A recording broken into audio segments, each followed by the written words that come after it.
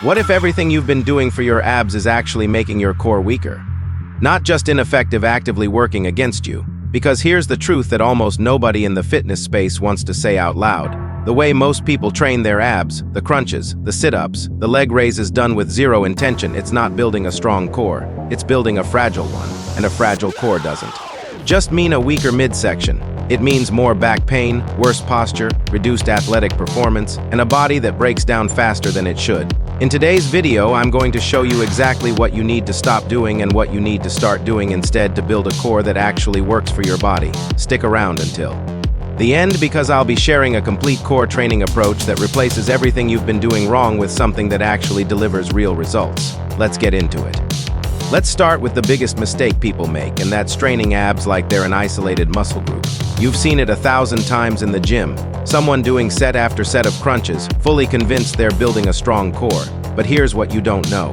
The core is not just your abs, it's a full cylinder of muscle wrapping around your entire midsection, your rectus abdominis at the front, your obliques on the sides, your transverse abdominis underneath all of it, and your erector spinae at the back. When you only train the front with crunches and sit-ups, you're creating a muscular imbalance that pulls your spine into flexion, compresses your lumbar discs, and leaves the deeper stabilizing muscles completely untrained.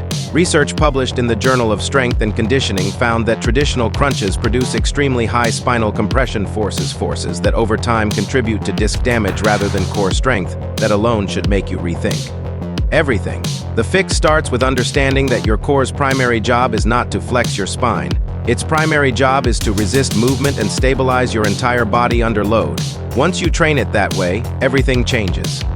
Now that you understand why isolated AB training is failing you, let's talk about the second mistake: training abs with momentum instead of muscle. Watch anyone doing leg raises or sit-ups and you'll almost always see the same thing. They're swinging, jerking, using their hip flexors to do 90% of the work and letting the abs coast along for the ride. The abs get credited for work the hip flexors are actually doing. Here's how this breaks down in practice. When you do a sit-up and your lower back peels off the floor by pulling with your hip flexors instead of contracting your core, you are reinforcing a movement pattern that tightens the hip flexors, compresses the lumbar spine, and does almost nothing for true abdominal strength. The common mistake is confusing fatigue with effectiveness. Your abs might burn during 100 crunches, but burning does not mean the right muscles are working in the right way. Slow everything down.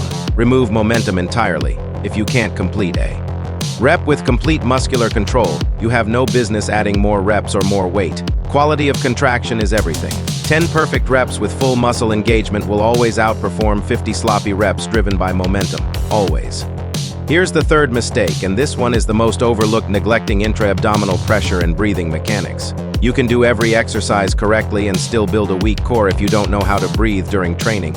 Most people either hold their breath throughout every rep or breathe completely passively without engaging the deep core at all. Neither works. The transverse abdominis, which is the deepest layer of your core and the one most responsible for spinal stability, is directly activated by your breathing mechanics. When you learn to brace your core by taking a breath into your belly, expanding 360 degrees around your entire midsection, and then maintaining that pressure through the hardest part of a movement, that is when real core strength is built. Think of it like inflating a pressurized cylinder around your spine before every single representative research in spine biomechanics consistently shows that intra-abdominal pressure is one of the primary mechanisms the body uses to protect the lumbar spine under heavy load. Athletes and powerlifters who understand this don't just lift more, they get injured significantly less. Practice this on every rep of every core exercise you do from this point forward, and you will feel an immediate and dramatic difference in how your core actually engages.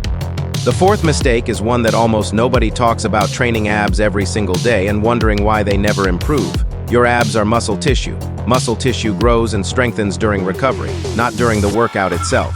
When you hammer your abs daily with no structured recovery, you're interrupting that repair process and leaving your core in a constant state of low-grade fatigue. A fatigued core is a weak core, and a weak core performing the same exercises daily with no progressive overload is just spinning its wheels. Studies in muscle recovery consistently show that training a muscle group 2 to 3 times per week with adequate rest between sessions produces significantly greater strength gains than daily high-volume training without recovery. Beyond frequency, you also need to be progressively overloading your core just like you would any other muscle. That means making the exercises harder over time, longer holds, more resistance, more complex movement patterns, not just doing more of the same thing forever. If your core routine looks exactly the same today as it did 6 months ago, your core looks exactly the same too. Now let's replace everything you've been doing wrong with what actually works. The approach is simple. Train your core through 3 categories of movement: anti-extension, anti-rotation, and anti-lateral flexion. These are the 3 ways your core actually functions in real life and in sport. For anti-extension, replace crunches with AB wheel rollouts or plank variations where you resist your spine from arching. For anti-rotation, use pull-off press holds or single-arm carries where your core fights rotational force. For anti-lateral flexion, use suitcase carries or side plank variations that challenge your core to resist sideways collapse. Here is your new core routine. Start with 3 sets of AB wheel rollouts going only as far as you can maintain a neutral spine. Hold the extended position for 2 seconds and return with control. Follow that with 3 sets of 32-45-second pull-off press holds on each side. Then finish with 3 sets of 45-second side planks per side.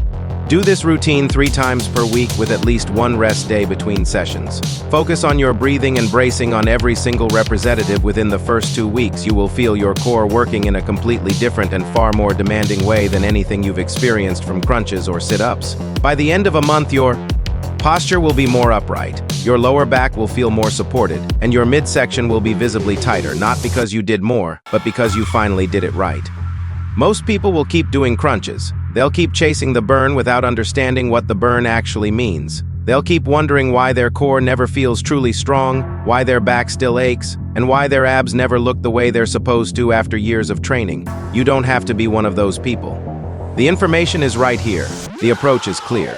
All that's left is the decision to stop training abs like everyone else and start training them like someone who actually understands how the body works. Your core is the foundation of everything you do in the gym and in life. Build it properly and everything else gets better with it. Start today.